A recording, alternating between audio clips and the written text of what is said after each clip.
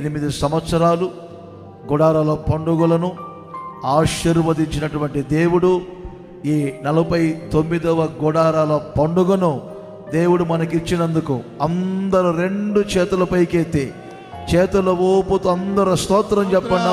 అందరూ చెప్పండి బిగ్గరగా. స్తోత్రం స్తోత్రం స్తోత్రం స్తోత్రం స్తోత్రం స్తోత్రం స్తోత్రం స్తోత్రం స్తోత్రం. ముఖ్యముగా దేవుని దాసులైనటువంటి దైవజనులు యేసన్న గారికి దేవుడిచ్చిన దర్శనం ప్రకారముగా ఆ రోజున అల్పముగా ఆరంభించబడింది. ప్రతి సంవత్సరం ఆ దర్శనం ఎక్కడా కూడా తొలగిపోకుండా వారికి ఇచ్చిన దర్శనం చొప్పున ఈ గుడారాల పండుగలను దేవుడు ఈ విధంగా ఆశీర్వాదకరంగా జరిగిస్తూ వచ్చారు. మరి ఈ 49వ గుడారాల పండుగను మరింత మహిమకరంగా ప్రభు జరిగించినట్లుగా స్తోత్రం చెప్పండి. స్తోత్రం స్తోత్రం స్తోత్రం స్తోత్రం స్తోత్రం స్తోత్రం స్తోత్రం స్తోత్రం స్తోత్రం స్తోత్రం స్తోత్రం స్తోత్రం స్తోత్రం.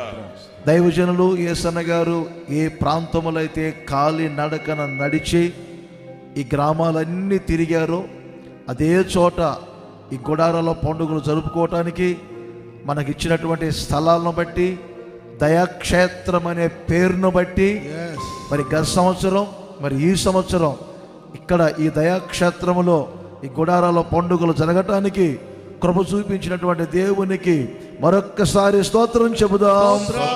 స్తోత్రం స్తోత్రం స్తోత్రం స్తోత్రం స్తోత్రం స్తోత్రం స్తోత్రం.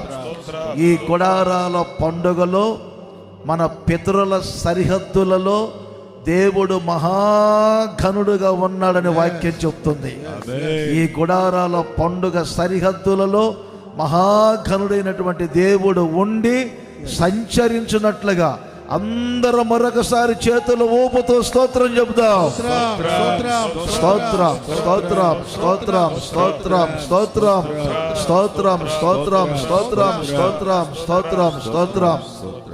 ఇంచుమించుగా గత 2 నెలల నుండి 150 ఎకరాలు ఇంచుమించుగా ఈ 150 ఎకరాల స్థలములో పొలాలలో అన్ని ఏర్పాట్లు చేయటానికి ప్రభు కృప చూపించినందుకై మరొకసారి స్తోత్రం చెబుదాం. స్తోత్రం స్తోత్రం స్తోత్రం స్తోత్రం చెప్పాలి.